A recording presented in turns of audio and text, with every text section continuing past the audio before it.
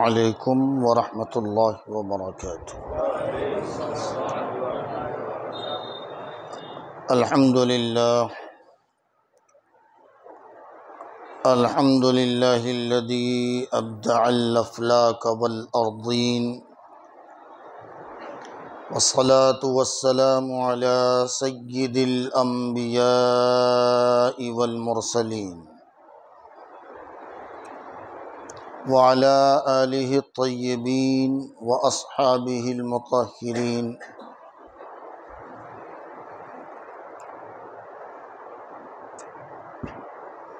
ومن اتبعهم اجمعین الی یوم الدین، اما بعد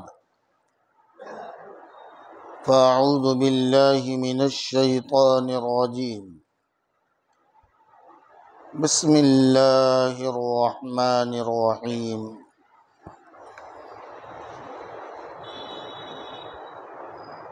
والنجم اذا هوى ما ضل صاحبكم وما غوى وما ينطق عن الهوى إن هو إلا وحي يوحى۔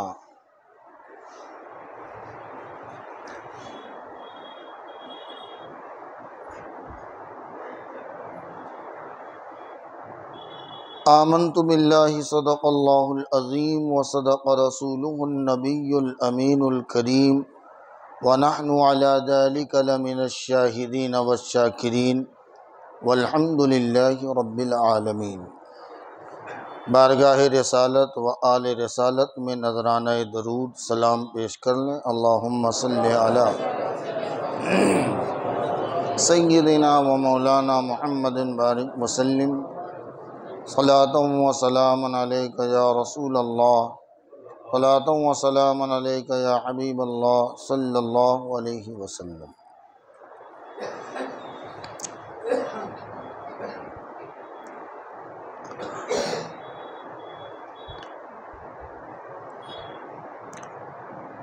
تقریباً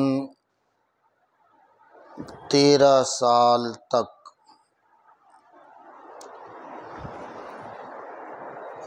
اہل مکہ کو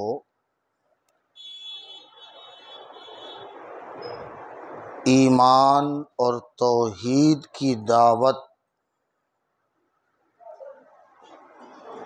پیغمبر صلی اللہ علیہ وآلہ وسلم نے مسلسل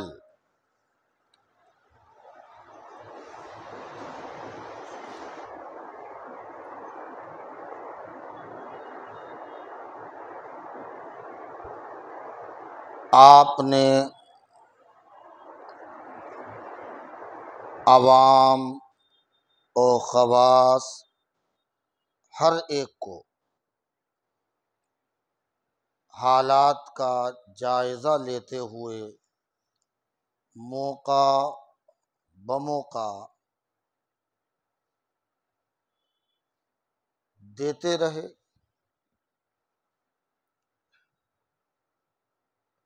خیال رہے کہ ان 13 سالوں میں ایمان اور توحید کے علاوہ، یعنی ایمان اللہ کی وحدانیت اور اخلاقیات کے سوا کسی طرح کے کوئی احکام پیغمبر نے اہل مکہ کو یا اپنے ماننے والوں کو نہیں دیا۔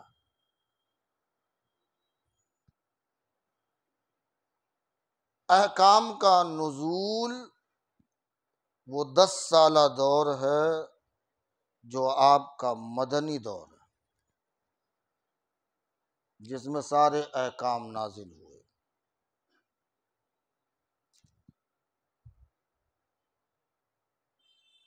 عقیدے اور توحید کو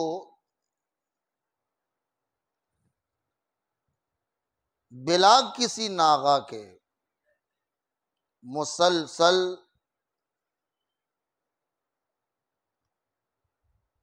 پے در پہ 13 سال تک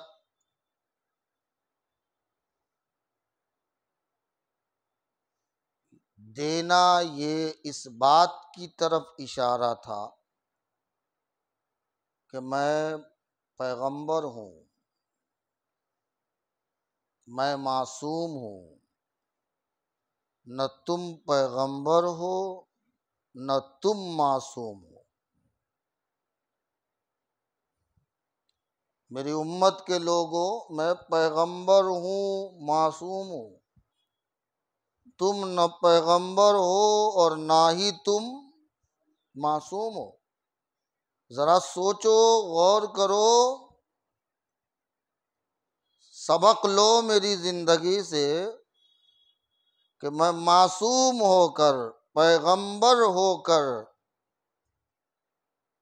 اپنی زمین میں مسلسل 13 سال قوم کو یہ باور کرا رہا ہوں کہ ایمان کوئی چیز ہے، توحید کوئی چیز ہے، اور اس کفر و شرک کی غلاظت کو برداشت کرتے ہوئے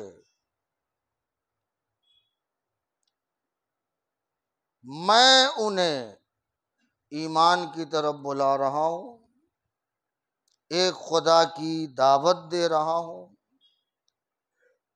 تم نہ معصوم ہو نہ پیغمبر ہو،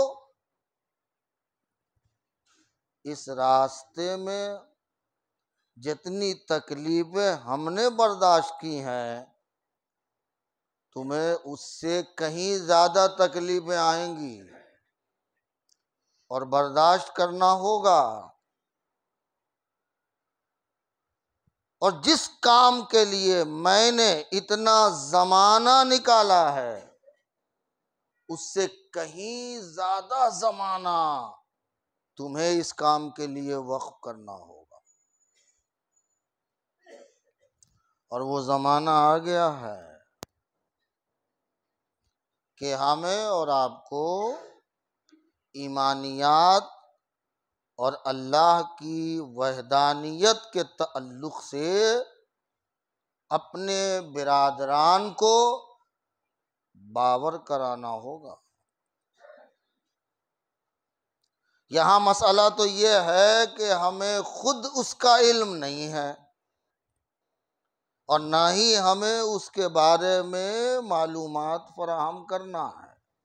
تو جب ہمیں خود پتہ نہیں ہے عقائد کے تعلق سے، ایمانیات کے تعلق سے، تو ہم بھلا دوسروں کو یہ دعوت کیسے پیش کریں گے؟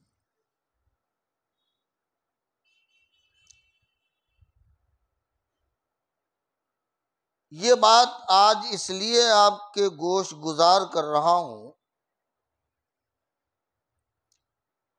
کہ احکام میں دھیان رکھیے گا، احکام میں کسی کی تقلید واجب ہو سکتی ہے، مگر ایمانیات میں کسی کی تقلید ہے ہی نہیں۔ تھوڑا آپ کو سمجھا دوں تاکہ پھر آپ کہیں غلط ذہنیت کے شکار نہ ہو جائیں کہ آج حضرت عجیب سی باتیں کیوں کر رہے ہیں۔ مثلاً آپ مقلد ہیں امام الائمہ کشف الغمہ امام اعظم ابو حنیفہ رحمۃ اللہ تعالی علیہ کے، آپ اپنی عبادت، اپنے تمام دین کے احکام کن کی تقلید میں کر رہے ہیں؟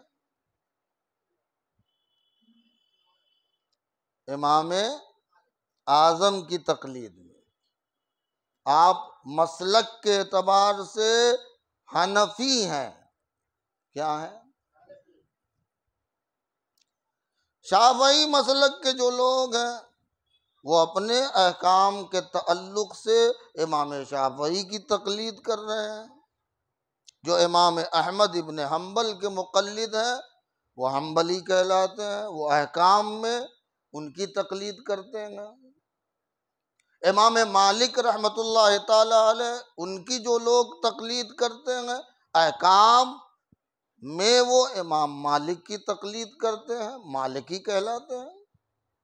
مگر خیال رہے یہ سب تقلید احکام میں ہے، ایمان میں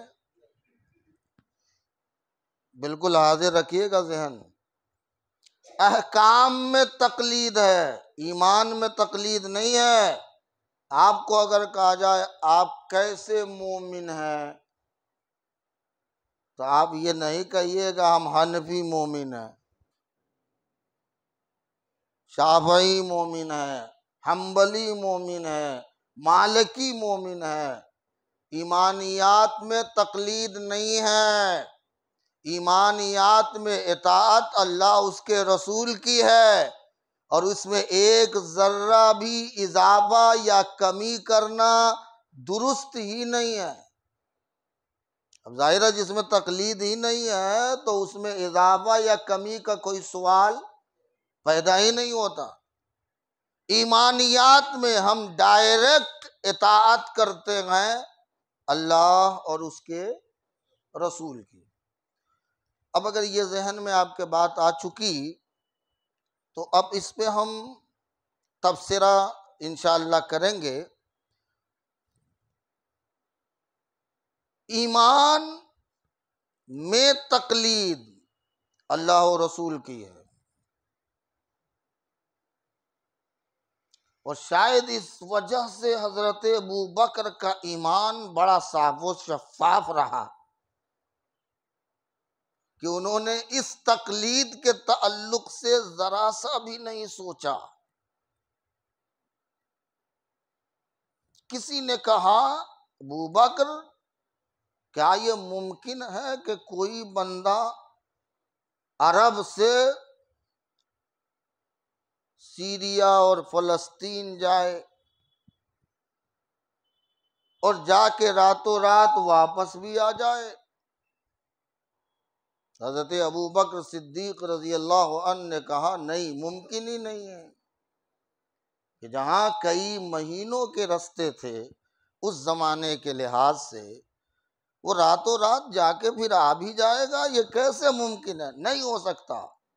کہ یہ دعویٰ محمد کا ہے صلی اللہ علیہ وسلم۔ سوال کیا ہوا؟ یہ دعویٰ کس نے کیا ہے؟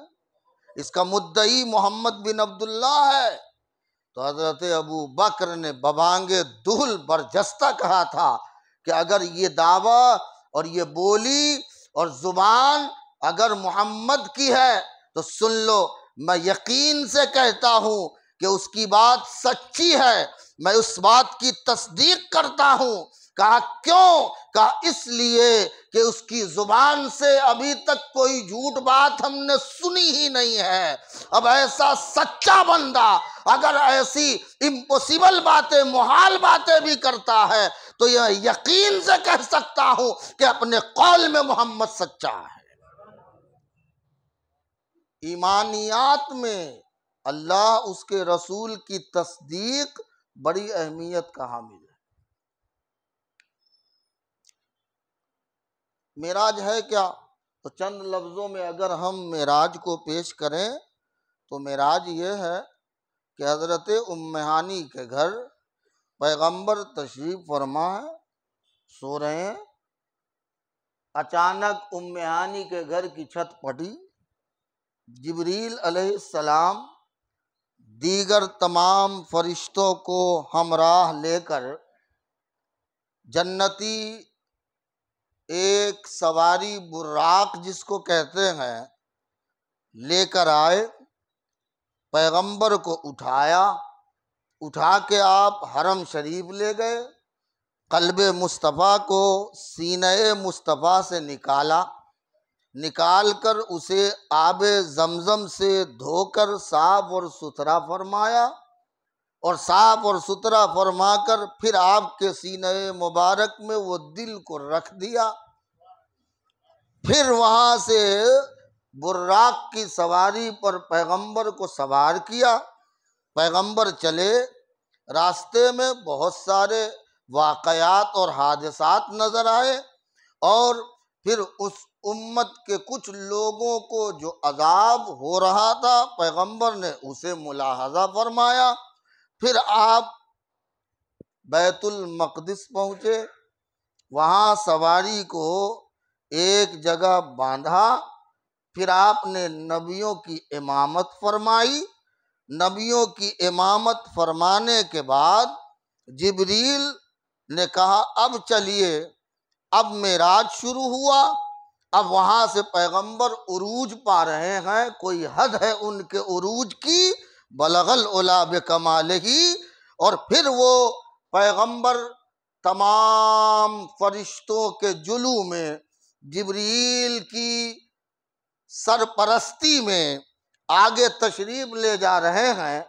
لوگوں کو کہیں شک ہوتا کہ سرپرستی جبریل کی ہو رہی تھی، بیت المقدس سے چلے پیغمبر، سدرہ تک پہنچے، سدرہ پہ جبریل تھم گئے اور رک کے کہا کہ اب اس سے آگے ہماری تاب نہیں ہے، اس سے آگے اگر ہم جائیں گے تو اگر یکسر موئے برتر پرم، فروغ تجلی بسوزت پرم، اگر ایک بال برابر بھی اس سے میں آگے جاؤں تو جو اللہ نے نور کا پنکھ ہمیں دیا ہے، وہ تجلی مولا کی اس شمع سے ہمارے سارے پل پر جل کر خاکستر ہو جائیں گے۔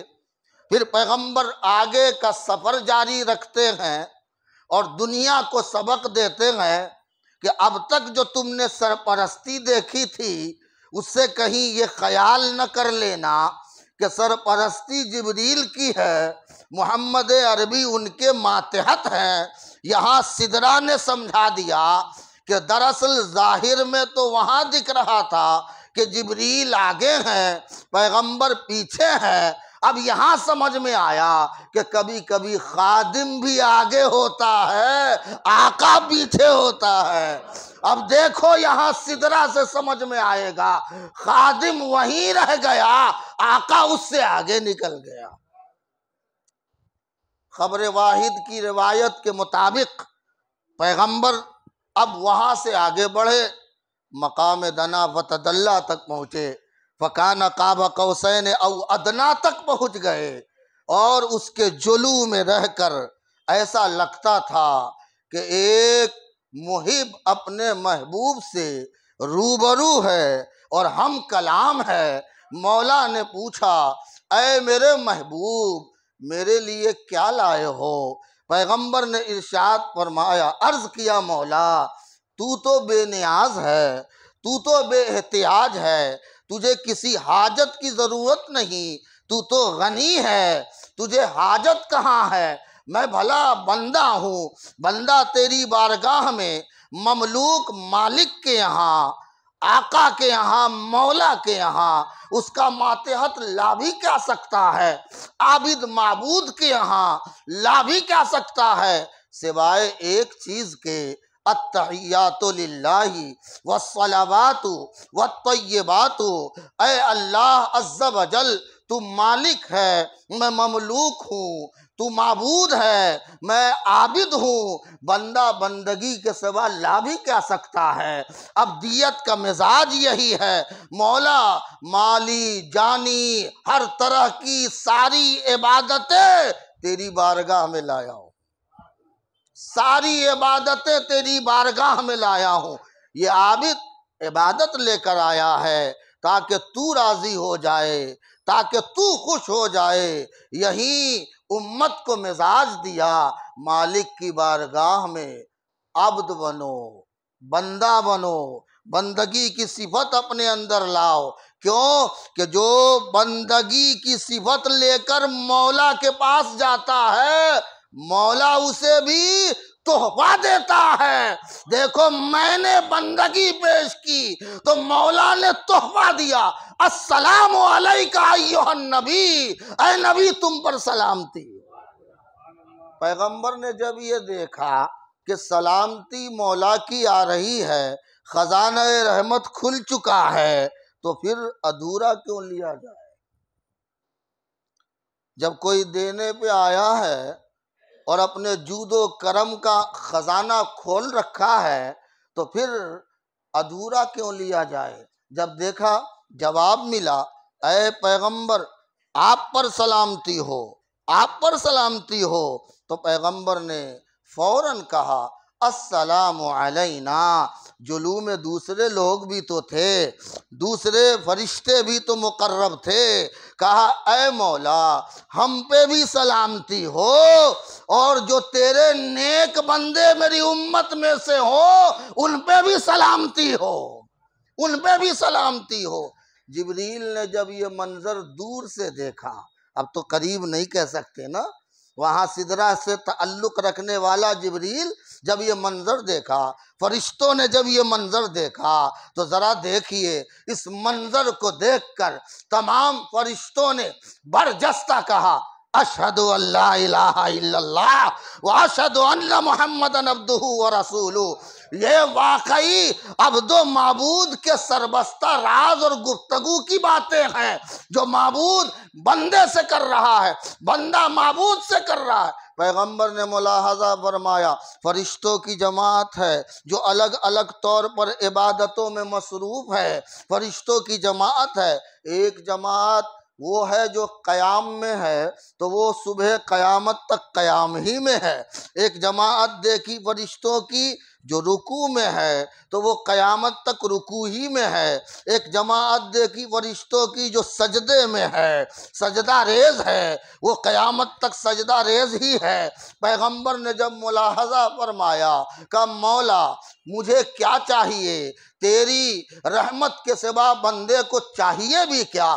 مولا رحمت چاہیے مگر سلامتی صرف مجھ پر نہ ہو، سلامتی صرف ہم پر نہ ہو، تیرے نیک بندوں پہ بھی سلامتی ہو۔ مولا یہ جو عبادت کا طریقہ ہم نے تیرے فرشتوں میں دیکھا ہے مجھے بڑا اچھا لگا، بڑا بہتر لگا۔ کہا محبوب کیا یہ چاہیے؟ محبوب کیا یہ چاہیے؟ کہا مولا یہ عبادت کا طریقہ بڑا اچھا ہے، اس میں بڑا اچھا گن نظر آ رہا ہے، مولا یہ صفت بڑی اچھی دکھ رہی ہے، ہمیں بھی چاہیے، اگر مل جائے تو رحمت کے خزانے سے ملے تو کیا فرق پڑتا ہے؟ اللہ عز و جل نے فرمایا اے میرے محبوب اگر امت یاد آ گئی تو جا تیری امت کو کہنا کہ یہ وہ طریقہ جو فرشتوں کو تم نے دیکھا ہے جب وہ پڑھے گی تو رہے گی تو فرش پر، مگر پڑھنے کے بعد وہ صفت میں عرش والے جیسی ہو جائے گی، بلند و بالا ہو جائے گی تیری امت، زمین پہ جھکے گی مگر وہ جھکنا نہیں ہوگا، اس کا رب اسے اٹھا کے آسمان پہ لے آئے گا، ایسی صفت کا حامل بنا دے گا۔ جا تیری امت سے کہنا جو جتنا کرے گا اس کو اتنا ہم سر بلند کر دیں گے۔ اب جمعہ والے کو سر بلندی بنسبت 5 والوں کے کم ملے گی، کیا خیال ہے آپ کا؟ کہ زیادہ ملے گی؟ اور عید بقرعید والوں کو اور زیادہ ملے گی؟ اور عید بقرعید ہی میں جو لوگ دکھتے ہیں جمعہ میں بھی اللہ جانے پڑھتے ہیں کہ نہیں پڑھتے، کچھ لوگ ایسے بھی ہیں جو نعوذ باللہ جمعہ ہی نہیں پڑھتے، 5 وقتہ کو تو چھوڑ دیں، اور کچھ لوگ وہ ہیں جو سمجھتے ہیں نعوذ باللہ ہم معاف کرا کے آئے۔ مجھے آپ بتائیے غوث اور قطب سے بڑھ کے کوئی ہے امت میں؟ بولیے۔ 1,25,000 تقریباً صحابہ میں کسی کی زندگی کو دیکھیے کہ انہوں نے نماز چھوڑی ہو؟ بولیے۔ پیغمبر معصوم ہیں، نبی تو معصوموں کے سردار ہیں، وہ اگر نہ بھی پڑھتے تو کیا فرق پڑتا تھا، مگر انہوں نے کبھی چھوڑی ہے؟ حد تو یہ ہے کہ جہاں نماز قضا ہوئی چھوٹ گئی تو پیغمبر نے اس قضا کو ادا بھی فرمایا، اس قضا کو ادا بھی فرمایا۔ اور پیغمبر نے امت کو سبق دیا کہ خیال رہے اگر چاہتے ہو کہ میری آنکھ کو ٹھنڈک مل جائے تو میری امت کے لوگوں، کروڑوں خرچ سے میری آنکھ کو ٹھنڈک نہیں ملے گی، تو نماز پڑھتے رہنا، تیرے محبوب کی آنکھوں کو ٹھنڈک مل جائے گی۔ اب یہ امت کتنا عمل کرتی ہے یہ امت جانے اور سمجھے۔ مگر یہاں ایک بات رک کے آپ سے میں کہوں گا کہ جو 5 وقتہ نمازیں پڑھتے ہیں، اچھا دنیا کے کسی مکتب فکر کے عالم مفتی سے جا کے پوچھ لیجئے،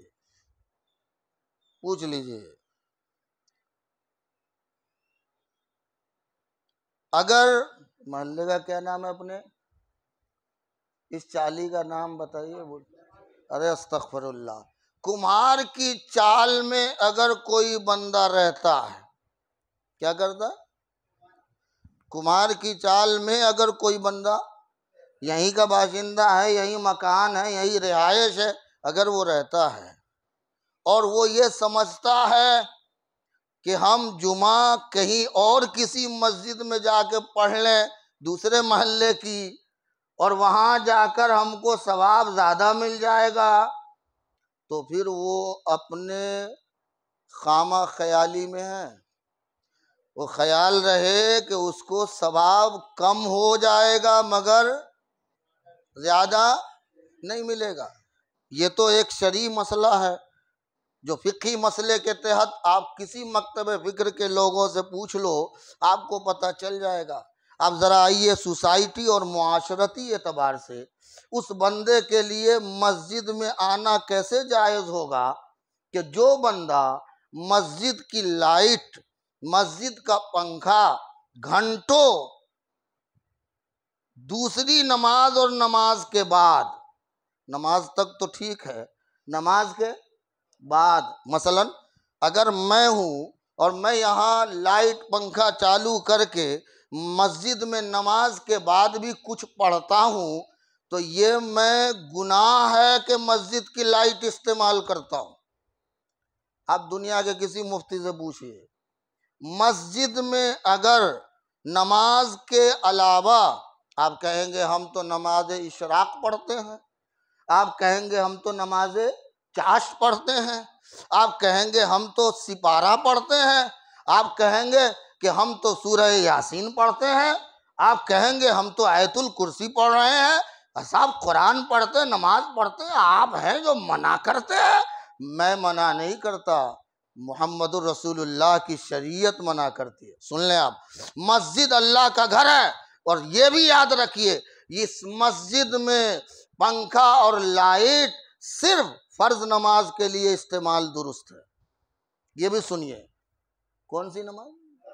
جو جماعت سے آپ نماز پڑھتے ہیں اس تک ہے، آپ پہلے کی سنت بھی گھر پہ پڑھیے، آپ بعد کی سنتیں بھی گھر جا کے پڑھیے، مگر حالات اور دنیا کو جائزہ لیتے ہوئے فقہا نے یہ لوگوں کو سمجھانے کے لیے کہا کہ یہ قوم ہماری ایسی ہے کہ گھر جا کے کچھ نہیں پڑھے گی۔ گھر جا کے کتنے لوگ ہیں جو پڑھیں گے؟ اپنی دکان میں جا کے کتنے لوگ ہیں جو سنت پڑھیں گے؟ اپنے کارخانے میں جا کر کتنے لوگ ہیں جو سنت پڑھیں گے؟ تو فقہا نے اجازت دی کہ لوگ مسجد ہی میں سنتیں بھی پڑھ لیں، چاہے قبلی ہو یا بعدی، چاہے پہلے پڑھیں یا بعد میں پڑھیں، مگر اگر آپ نماز چاشت اشراق مسجد میں پڑھتے ہیں تو خیال رہے یہ مسجد کے لیے نماز چاشت اور اشراق نہیں ہے، اپنے گھر کے لیے ہے۔ آپ اپنے گھر میں پڑھیں، اپنے گھر میں سپارہ پڑھیں، اپنے گھر میں قرآن کی تلاوت کریں۔ آپ کی تلاوت سے مسجد بابرکت نہیں ہوگی، آپ کی تلاوت آپ کے گھر میں ہو تو آپ کا گھر بابرکت ہوگا۔ برکت آپ کو گھر میں چاہیے کہ مسجد میں؟ بولیے۔ تو پھر جب گھر میں چاہیے تو کیا کتے نے کاٹ رکھا ہے گھر میں پڑھنے سے؟ آپ گھر میں پڑھیے، گھر میں پڑھیے، عبادت دوسری نفلی عبادتیں گھر میں پڑھیے، آپ چاشت اور اشراق گھر میں پڑھیے۔ تو یہ تو ایک مسئلہ تھا، مگر اگر کوئی بندہ محلے میں رہتا ہو اور وہ تمام تر اوقات مسجد میں گزارتا ہو، پارا مسجد میں پڑھ رہا ہے، نماز اشراق مسجد میں پڑھ رہا ہے، نماز چاش مسجد میں پڑھ رہا ہے، اور جمعہ کسی اور محلے میں جا رہا ہے، تو یہ تو ظلم بالائے ظلم ہے، یہ تو ظلم پر بھی بڑا ظلم ہے۔ لہذا اس کا خیال رہے۔ یہ ہم آپ کو سمجھا سکتے ہیں، ہم آپ کے ساتھ زبردستی نہیں، تو ہمارے قوم کا حال یہ ہے کہ اچھا یہ مولانا لوگ اب دادا بھی بن گئے ہیں کیا؟ الٹا ہو جاتے ہیں، ہماری قوم کا ذہن سب بالکل الٹا ہے نا۔ نماز عبادت ہے، نماز عبادت ہے، مگر اس کے کچھ طور طریقے ہیں، اس کے سلیقے ہیں، اس کے کچھ رول ریگولیشن ہیں۔ اس کو آپ جب تک نہ پڑھیں گے، جب تک نہیں سمجھیں گے، آپ سمجھ رہے ہیں میں عبادت کر رہا ہوں۔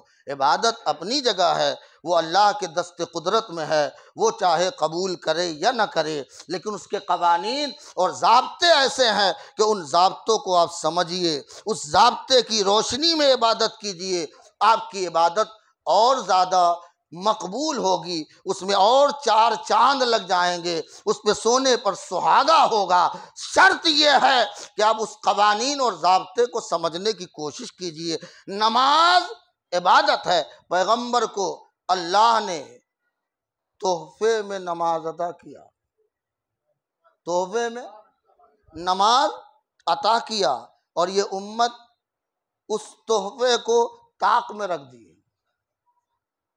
ہم نے کیا کر دیا؟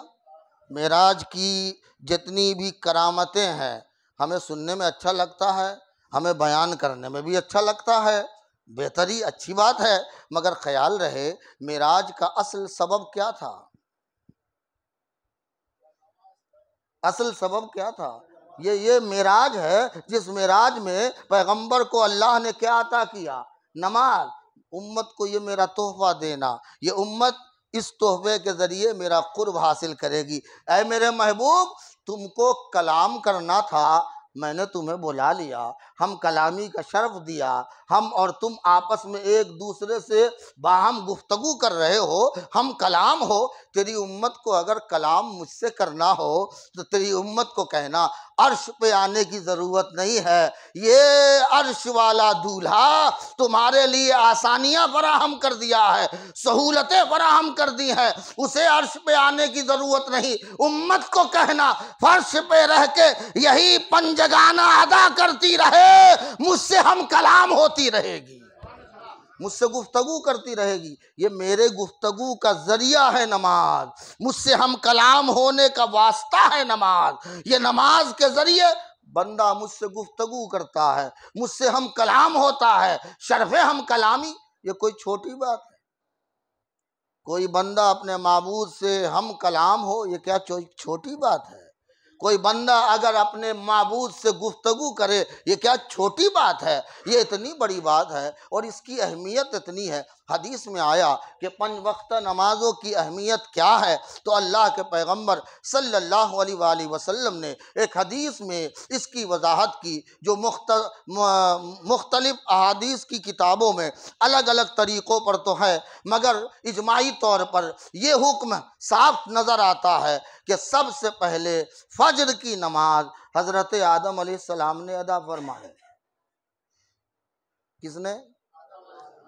اور ظہر کی نماز حضرت ابراہیم علیہ السلام نے، اور عصر کی نماز حضرت عزیر علیہ السلام نے، اور مغرب کی نماز حضرت داؤد علیہ السلام نے، اور عشاء کی نماز ہمارے اور آپ کے آقا روح فدا جناب محمد الرسول اللہ صلی اللہ علیہ وسلم نے ادا فرمائی۔ راوی کہتے ہیں کہ اب سن لو، من صلی صلاۃ الفجر مع الجماعہ فکأنما حج مع آدم علیہ السلام 20 حجہ، جو جماعت سے فجر کی نماز ادا کرتا ہے گویا اس کو اتنا ثواب ملتا ہے کہ اللہ تعالی حضرت آدم علیہ السلام کے ساتھ وہ بندہ 20 حج ادا کرے اتنا ثواب عطا فرماتا ہے۔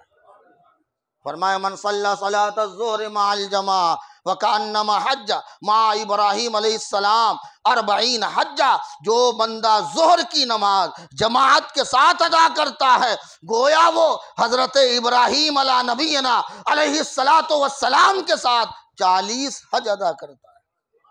تو 20 وہ اور 40 کتنے ہو؟ ہاں گنتے رہیے گا۔ فرمایا من صلی صلاۃ العصر مع الجماعہ وکأنما حج مع عزیر علیہ السلام 60 حجہ۔ فرمایا جو عصر کی نماز جماعت سے ادا کرتا ہے گویا وہ حضرت عزیر علیہ السلام کے ساتھ 60 حج ادا کرتا ہے۔ 60 وہ ہوئے اور یہ 60 کتنے ہوئے؟ 120۔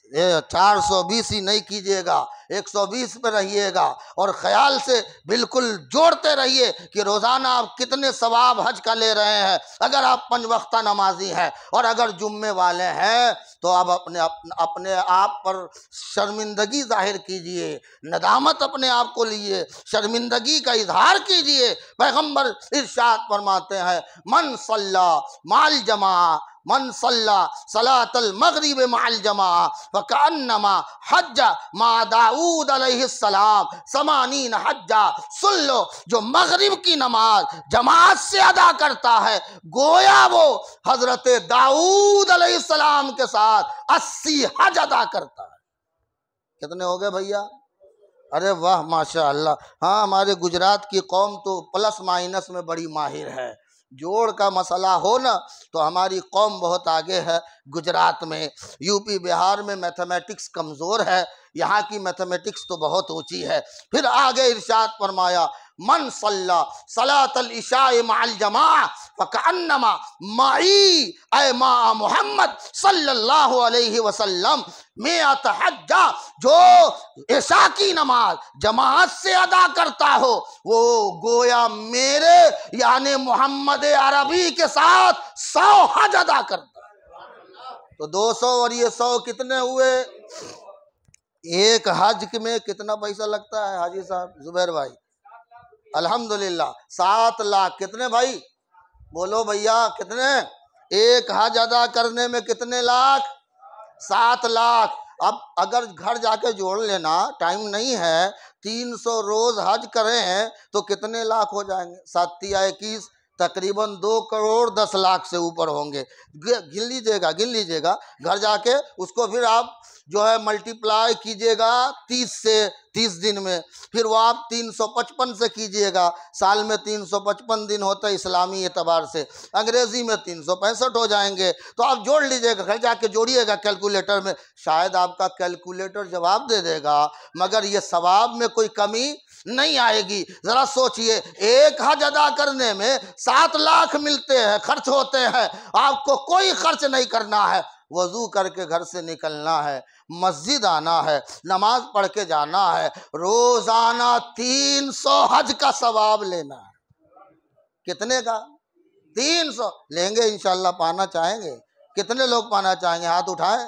الحمدللہ۔ ارے بھائی وہ نہیں، جو لوگ ہیں وہ نہیں۔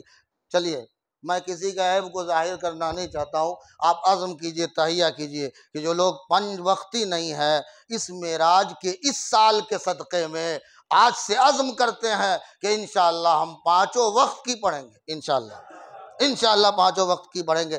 میرے دوست ضروری ہے جب آپ نماز پڑھیں گے نا تو پھر قیامت کے دن جب آپ جائیں گے تو بقول شاعر پیغمبر کو جب حکم ہوگا میرے محبوب جنت کا دروازہ کھول دو، میرے محبوب جنت کا دروازہ کھول دو، جب آپ 5 وقت نماز کے عادی ہو جائیں گے تو پھر اس دن منادی ندا دے گا، کیا دے گا کہ در جنت کو جب سرکار کھولیں گے ندا ہوگی۔ زور سے کہیے، پھر نہیں تو دوسرا مصرع نہیں پڑھوں گا۔ در جنت کو جب سرکار کھولیں گے ندا ہوگی، گنہگاروں چلو مولا نے در کھولا ہے جنت کا۔ کھڑے ہو جائیے اور اپنی نماز سنت ادا فرمائیں۔